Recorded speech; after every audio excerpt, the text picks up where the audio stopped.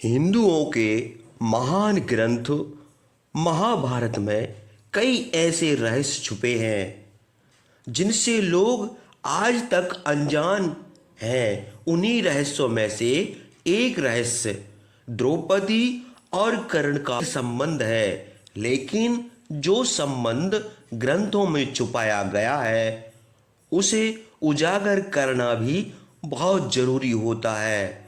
मित्रों, द्रौपदी सिर्फ 5 पांडवों की पत्नी नहीं थी, बल्कि एक और व्यक्ति से प्रेम भी करती थी। लेकिन इतिहास में इस सच को छुपा दिया गया। आखिर वह कौन था जिसका द्रौपदी से गहरा संबंध था? इस राज से पर्दा उठाने के लिए वीडियो को अंत तक पूरा जरूर देखिए। यह घटना उस समय की है जब द्रौपदी और 5 पांडव वनवास के 12वें वर्ष में थे। एक दिन जब द्रौपदी अपने पतियों के साथ जंगल में थी, तब उन्होंने एक वृक्ष पर लगे सुंदर जामुन के गुच्छे को देखा। द्रौपदी पके हुए जामुन को देखकर ललचा गई और उसने उस पके हुए जामुन के गुच्छे को तोड़ लिया। जैसे ही द्रौपदी ने जामुन का गुच्छा तोड़ा, अचानक वहां श्री कृष्ण प्रकट हुए। उन्होंने द्रौपदी को रोकते हुए कहा, हे द्रौपदी, यह कोई साधारण जामुन नहीं है। यह एक साधु की 12 वर्षों की तपस्या का फल है। वह साधु आज इस जामुन को खाकर अपना उपवास तोड़ेगा, किंतु तुमने इसे पहले ही तोड़ लिया, जिससे तुम्हें साधु के श्राप का सामना करना पड़ेगा। यह सुनकर द्रौपदी घबरा गई और कृष्ण से बोली, हे माधव, मुझे इस शाप से बचाइए। श्री कृष्ण ने गंभीर स्वर में कहा, इसका केवल एक ही उपाय है।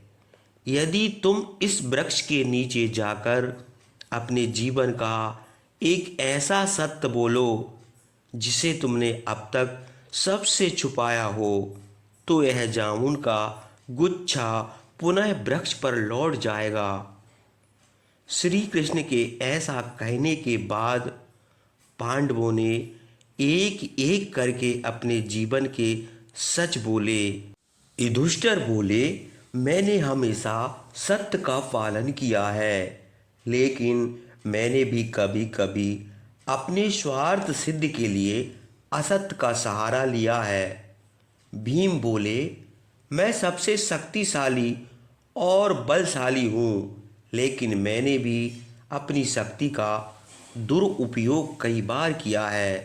अर्जुन बोले, मैंने कई युद्ध जीते हैं, लेकिन कभी कभी अपने अहंकार के कारण मैं अपने भाइयों से ईर्ष्या करने लगा था।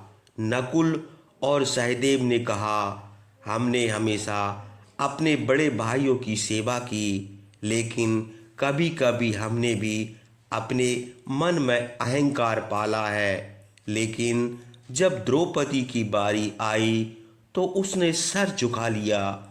उसने धीरे धीरे श्री कृष्ण से कहा, हे माधव, मेरे 5 पति मेरी 5 ज्ञान इंद्रियों के समान हैं, लेकिन इतना शिक्षित और समझदार होने के बावजूद मेरे मन में एक ऐसा प्रेम था जिसे मैंने हमेशा अपने पतियों से छुपाया। जब यह कहकर भी जामुन का गुच्छा वापस वृक्ष पर नहीं लगा, तो श्री कृष्ण ने कहा, हे द्रौपदी, तुम अभी भी कुछ छुपा रही हो, सच को पूरी तरह उजागर करो। तब द्रौपदी ने हिम्मत जुटाकर कहा, जब मेरा विवाह नहीं हुआ था, तब मेरे हृदय में 5 पांडवों से भी अधिक प्रेम किसी और के लिए था। वह पुरुष कोई और नहीं बल्कि अंगराज कर्ण था। यह सुनकर पांचों पांडव चकित रह गए। भीम, नकुल और सहदेव आश्चर्य में पड़ गए, जबकि अर्जुन की आंखें आशंका और क्रोध से भर उठी। द्रौपदी ने आगे कहा, मैंने केवल कर्ण के सूत्र पुत्र होने के कारण उससे विवाह नहीं किया। मैंने समाज के डर से अपने मन की सच्चाई छुपाई, लेकिन मेरे हृदय में कर्ण के लिए एक विशेष स्थान हमेशा बना रहा। यह सुनते ही श्री कृष्ण मुस्कुराए और वृक्ष की ओर इशारा किया, और आश्चर्यजनक से जामुन का गुच्छा तुरंत वापस वृक्ष पर जा लगा। यही कारण था कि जब द्रौपदी स्वर्गरोहण की यात्रा के दौरान गिरी तो युधिष्ठिर ने स्पष्ट रूप से कहा कि उसने अपने हृदय के सत्य को छुपाया था। यह कथा हमें यह भी सिखाती है कि मनुष्य अपने जीवन में सत्य को जितना भी छुपा ले, अंत में सत्य उजागर हो ही जाता है। द्रौपदी का जीवन केवल प्रेम और विवाह तक सीमित नहीं था। वह एक ऐसी नारी थी जिन्होंने अपने अपमान का बदला लेने के लिए महाभारत जैसे विशाल युद्ध की नींव रखी। जब पांडवों ने जुए में अपना सब कुछ हार लिया तो दुर्योधन द्रौपदी को सभा में घसीट कर लाने का आदेश दिया। यह वो क्षण था जब द्रौपदी का अपमान चरम पर पहुंच गया।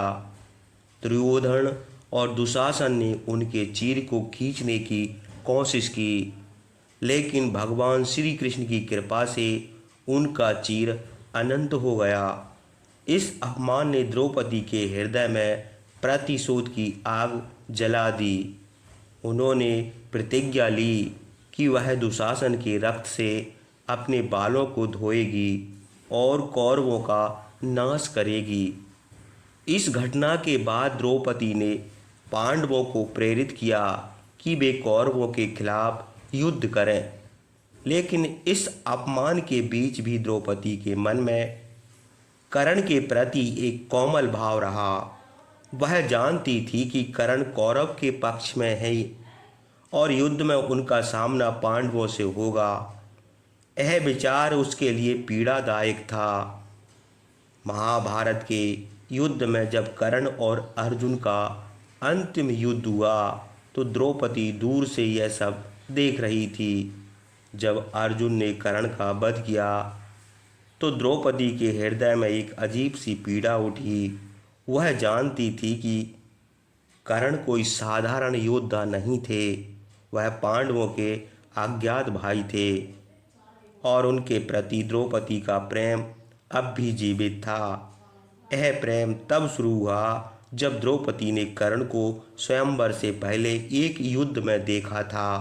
कर्ण की धनुर्विद्या और उनकी आंखों में जलता आत्मविश्वास द्रौपदी को आकर्षित कर गया, लेकिन समाज की रूढ़ियों और कर्ण के सूत पुत्र होने के कारण द्रौपदी ने अपने मन की बात दबा दी।